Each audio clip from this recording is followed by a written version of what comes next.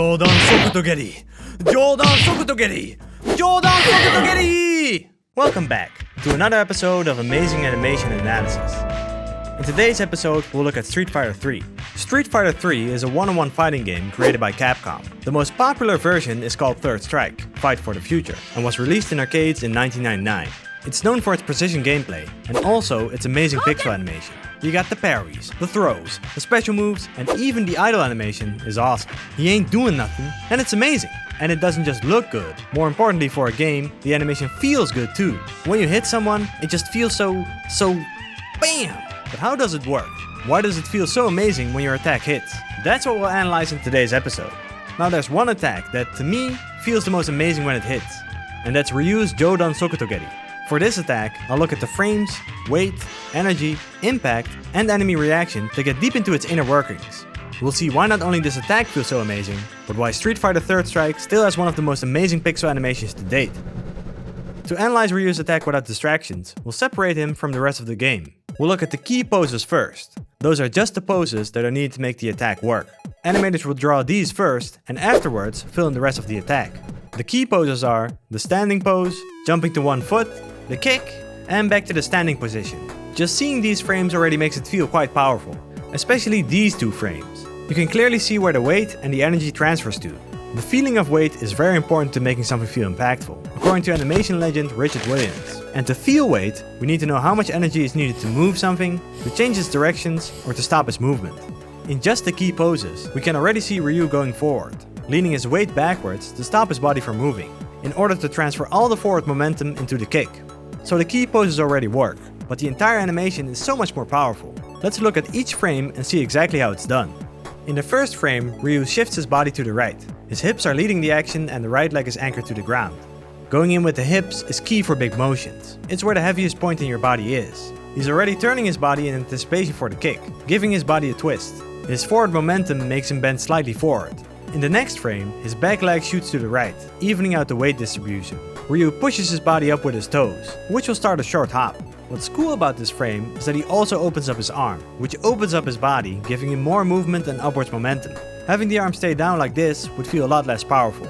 In the next frame, Ryu releases his left leg from the ground. He's committed to the hop, and right now there's a lot of forward energy. What's really interesting is that the left leg lags behind. This will make the kick more powerful, because the distance the leg travels is larger. His torso starts bending downwards, already moving his weight to the left. The next frame is a copy that pushes him forward. Then we arrive at the key frame. Just this frame sells the power so well.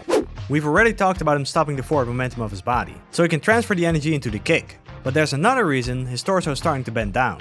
Its downwards momentum is starting to counter the upwards momentum of the leg. More on that later.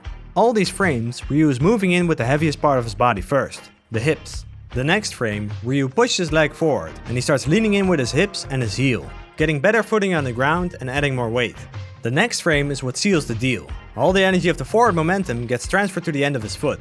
He kicks so hard that the rest of Ryu's body snaps forward.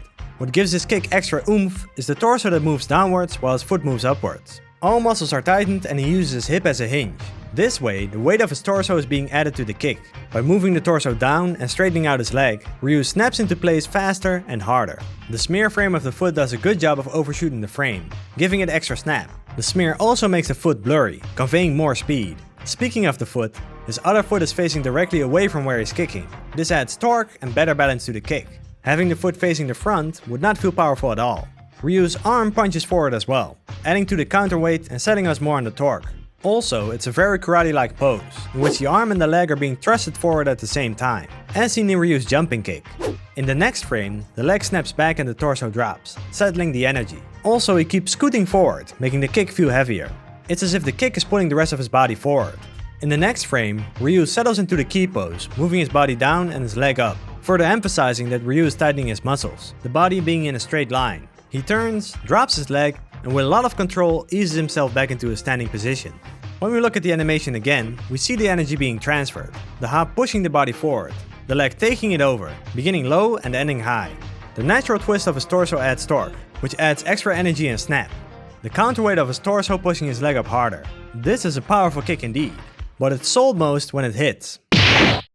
When the kick hits, the enemy staggers between two frames, a momentary freeze in the action, letting the impact linger. the enemy shakes, taking in all the force. The force is transferred and the enemy flies off, almost the full length of the screen. When the enemy lands, there's a satisfying screen shake, making the body feel heavy. What's also satisfying is seeing the enemy fly off while Ryu is still in his kicking pose, kind of like those old kung fu films. And finally, the effects feel strong too. It's like an explosion of energy. The energy erupts from the hit, coming towards the camera, making it feel grand. So what makes this attack feel so good? All in all, it's the slow windup, the excellent transfer of energy and weight, the big explosion of the energy, and the huge distance the enemy travels. It's a risky move.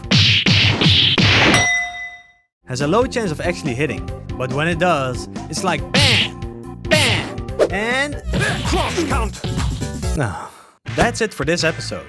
If you don't want to miss anything, subscribe and hit that bell. Thanks for watching and see you on Monday. Bye bye!